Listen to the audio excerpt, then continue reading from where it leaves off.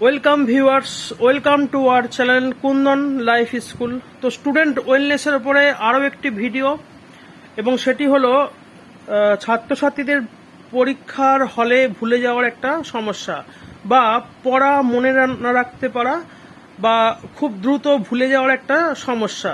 দেখো, ছাত্রছাত্রীদের সাবজেক্ট বা পড়া ভুলে যাওয়ার একটা প্রবণতা থাকে, এটা প্রত্যেকেরই কম বেশি থাকে, কিন্তু এটাকে কাটিয়ে ওঠা যায় খুব সহজে কিছু অভ্যাসের মাধ্যমে, কিছু সায়েন্টিফিক একদম বিজ্ঞানসম্মত কিছু অভ্যাসের মাধ্যমে এটাকে কাটিয়ে ওঠা যায়। এবং এটাকে যে যত বেশি স্ট্রং করতে পারবে, অর্থাৎ পড়া মনে রাখার যে প্রক্রিয়াটাকে যে যত বেশি শক্তিশালী করতে পারবে, তার স্টুডেন্ট কেরিয়ার তত বেশি স্ট্রং হবে বা পাওয়ারফুল হবে। দেখো, এটা কেন হয়? এটা হয় এই কারণে, যখন আমরা পড়ার পরে যখন আমরা পরের মানে ধরো কোনো একটা বিষয় তুমি পড়ছো, পড়তে পড়তে পরের বিষয়টা চলে গেলে, তো আগের বিষয়টা তোমার ব্রেন নিল, এবং যখন তুমি পরের বিষয়টা চলে গেলো তখন পরের বিষয়টা আবার ব্রেন চলে গেল। অর্থাৎ ইনফরমেশনগুলো আমাদের ইনফরমেশন আকারই রয়ে যাচ্ছে ব্রেনের মধ্যে, ওটা কিন্তু সেভ হচ্ছে না, বা আমরা সেভ করতে দিচ্ছি না। ঠিক আছে, একটা সাবজেক্ট পড়ছো, পড়তে পড়তে পরের সাবজেক্টে চলে যাচ্ছ, তারপরে আবার তারপরে সাবজেক্টে চলে যাচ্ছ। তাহলে কি হচ্ছে, যে তথ্যগুলো তুমি শব্দের আকারে এবং তোমার চোখের আকারে, চোখে দেখছো এবং মুখে পড়ছো, শব্দ এবং দৃষ্টির মধ্য দিয়ে যে তথ্য তুমি তোমার ব্রেনে পাঠাচ্ছ, সেটা তোমার ব্রেন নিচ্ছে, তথ্য আকারে রেখে দিচ্ছে, এবং যখন তুমি পরের সাবজেক্টে চলে যাচ্ছ ওই তথ্য ছেড়ে দিচ্ছে, আবার নতুন তথ্য নিচ্ছে, ও কিন্তু সেভ করছে না। তো এই সেভ করার একটা প্রসেস আছে। কি করতে হবে? যখন কোনো সাবজেক্ট তোমরা পড়বে, কোনো একটা সাবজেক্ট তোমরা পড়ছো, সেই সাবজেক্টটা পড়ার পরে কিছুক্ষণ বিশ্রাম নাও, দরকার হলে চোখ বন্ধ করে নাও, কিছুক্ষণ সেটাকে ভাবো যে তুমি কি পড়লে। ঠিক আছে, যখন কোনো বিষয় পড়বে সেটাকে পড়ার পরে কিছুক্ষণ চিন্তা ভাবনা করো কি পড়লে, এবং তারপরে আবার পরের সাবজেক্টে যাও। অর্থাৎ পড়তে পড়তে কিছুক্ষণ বিশ্রাম, তারপরে পরের সাবজেক্টে যাওয়া। অর্থাৎ যেটা আমি পড়ছি সেটাকে পড়ে কিছুক্ষণ নিজের ব্রেনে, নিজের মস্তিষ্কের মধ্যে সেটাকে সেভ করার টাইম দেওয়া। দেখবে তুমি যখন মোবাইল চালাও, মোবাইলের যখন তুমি কিছু একটা সেভ করো, সেটা তো সেভ করার একটা টাইম নেয় না, কয়েক সেকেন্ড হলে তো টাইমটা নেয়, একটা রোলিং হয়, রোলিং এর মধ্য দিয়ে একটা টাইম নেয়, তাই না? মেমোরিতে সেটা সেভ হয়।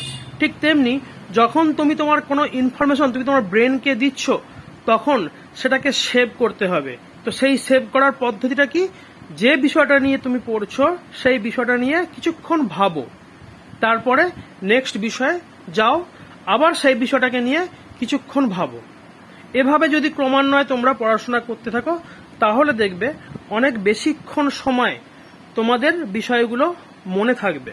দেখো, যখন তুমি পড়ছো, তুমি যখন কোনো একটা বিষয় পড়ছো, ধরো সাপোজ তুমি পড়লে যে জল 100 ডিগ্রি সেলসিয়াস তাপমাত্রায় জল স্টিমে বা বাষ্পে পরিণত হয়, এটা তুমি পড়লে, পরে আবার পরের তুমি লাইনে চলে যাচ্ছ, জল 0 ডিগ্রি সেলসিয়াস তাপমাত্রায় বরফ হয়ে যায়।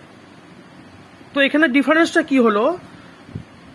তুমি যখন পড়লে ওখানে একটা ইনফরমেশন তুমি তোমার ব্রেনে পাঠালে, চোখের দৃষ্টি এবং তোমার কথার মধ্য দিয়ে, কানের শ্রবণ, দৃষ্টি এবং কথার মধ্য দিয়ে তুমি তোমার ইনফরমেশন ব্রেনকে পাঠালে। ব্রেন ওটা কিন্তু মানে বেসিক লেভেলে ওর প্রসেসিং করে, অর্থাৎ ইনফরমেশন আকারে থাকে। তারপরে তুমি যখন আবার চলে যাচ্ছ 0 ডিগ্রি সেলসিয়াস তাপমাত্রায় জল বরফে পরিণত হয়, তখন কিন্তু ওই তো আবার তথ্যে চলে গেল, ওটা কিন্তু সেভ হলো না, ওটা কিন্তু পরের তথ্যে চলে গেল, অর্থাৎ ইনফরমেশন আকারে রয়ে গেল। কিন্তু যখন তুমি একই পড়া তুমি যখন ভাববে কিছুক্ষণ, ধরো তুমি পড়লে জল 100 ডিগ্রি সেলসিয়াস তাপমাত্রায় বাষ্পে পরিণত হয় বলে কিছুক্ষণ স্টপ করলে এবং ভাবলে এবং কল্পনা করলে, তুমি তোমার দেখার সাথে বাস্তবে যেটা দেখেছো, বাড়িতে রান্নার সময় স্টিম হয়, বাষ্প হয়, জল যখন বাড়িতে গরম হয় কোনো কারণে স্টিম হয়, সেটা তুমি তখন ভাববে, তখন কিন্তু ওটা তোমার ব্রেনে নিউরোগুলো, আমাদের যে ব্রেনের নিউরোগুলো আছে, তখন কিন্তু একে অপরের সাথে কানেক্ট করে তোমার ওই ইনফরমেশনটা সেভ করে নেবে। তাহলে কি হবে? অনেক দিন মনে থাকবে বিষয়টা। তারপরে তুমি আরো একবার দেখে নাও যে কি পড়লে কি ভাবলে, আরো একবার সেটাকে রিপিট করে নাও। অর্থাৎ আবার কি, জল 100°C তাপমাত্রায় বাষ্পে পরিণত হয়। আরো একবার দেখে নিলে, দেখে নেওয়ার পরে কিছুক্ষণ বিশ্রাম নিয়ে পরের সাবজেক্টে যাও। ঠিক আছে? তাহলে এখন প্রশ্ন আসতে পারে, স্যার তাহলে পরীক্ষার হলে যখন বা পরীক্ষার আগে যখন পড়বো, অনেক তো বিষয় একসাথে পড়তে হয়। দেখো, তোমরা তো সেটা অভ্যাসের মাধ্যমে পড়ো, তোমরা তো সারা বছর পড়ে এসেছো। তখন দেখা যাবে তোমরা একসাথে মানে কি বলবো, অনেকগুলো চ্যাপ্টার পড়ছো।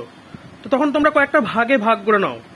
সাপোজ তোমরা মানে সন্ধ্যাবেলা পড়তে বসছো, 1 ঘন্টা 2টো চ্যাপ্টার পড়লে, 1 ঘন্টা পড়ার পরে কিছুক্ষণ অন্তত 10 মিনিট চোখ বন্ধ করে হোক কিংবা আশেপাশে পাচারি করতে করতে হোক নিজের মধ্যে জাবর কাটো। যেভাবে আমরা গবাদি পশুকে দেখেছি না, কিছু খাবার পরে জাবর কাটে, ঠিক সেভাবে নিজের ব্রেনের মধ্যে ওটাকে নিয়ে রেওয়াজ করো যে কি পড়লে। ওই 2টো চ্যাপ্টার আবার পড়তে বসো, আবার 2টো চ্যাপ্টার পড়ো, আবার সেটাকে নিয়ে কিছুক্ষণ মানে রেওয়াজ করো। এভাবে যদি তুমি অভ্যাস করতে পারো, দেখবে তোমার মানে ছাত্র জীবনে এক অদ্ভুত পরিবর্তন আসবে। আর প্রথম অবস্থায় যখন তুমি অভ্যাস করবে বাড়িতে, পরীক্ষার আগে বা যখন তুমি প্রতিদিনকার যে অভ্যাসটা, প্রতিদিনকার যতটুকু তুমি পড়ছো সেটাকে তুমি ভাবতে থাকো। প্রতিদিন যতটুকু তুমি পড়বে সেটা তুমি ভাবতে থাকো আর পড়তে থাকো, এভাবে পড়ো। আর পরীক্ষার হলে যখন অনেকটা চ্যাপ্টার তোমাকে পড়তে হবে, সেটাকেও কিছু কয়েকটা খণ্ডে বা ভাগে ভাগ করে নিয়ে পাট করে পড়ো, পাট করে ভাবতে থাকো। যদি তুমি এই অভ্যাস নিয়মিত করতে থাকো, তাহলে দেখবে তোমার যে মনে রাখার ক্ষমতা অনেক বেশি স্ট্রং হবে এবং তুমি অনেক বেশি ছাত্র জীবনে বা একজন ছাত্রছাত্রীর জীবনে তুমি সফল হতে পারবে। তো যদি এই তথ্য তোমাদের ইনফরমেটিভ মনে হয়, তাহলে চ্যানেলটাকে সাবস্ক্রাইব করো, বেল আইকনটাকে টিপে দাও, যাতে পরবর্তী পর্যায়ে যে কোনো ধরনের আপডেট তোমরা পেতে পারো। এই চ্যানেল স্টুডেন্ট ওয়েলনেসের জন্য। যদি একজন ছাত্রছাত্রীর জীবনেও কোনো পরিবর্তন আনতে পারে, তাহলে আমি আমার পরিশ্রমকে সার্থক মনে করব।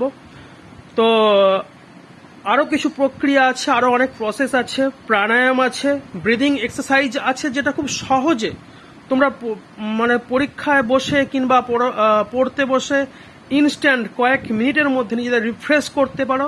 এরকম বেশ কিছু পদ্ধতি আছে, আমি আস্তে আস্তে আমার পরবর্তী ভিডিওতে আসবে। তার আগে যদি আমার এই ভিডিও বা পূর্ববর্তী ভিডিও যদি কোনো রকম তোমাদের ইনফরমেটিভ মনে হয়, কাজে লাগে, তাহলে অবশ্যই চ্যানেলটি সাবস্ক্রাইব করো।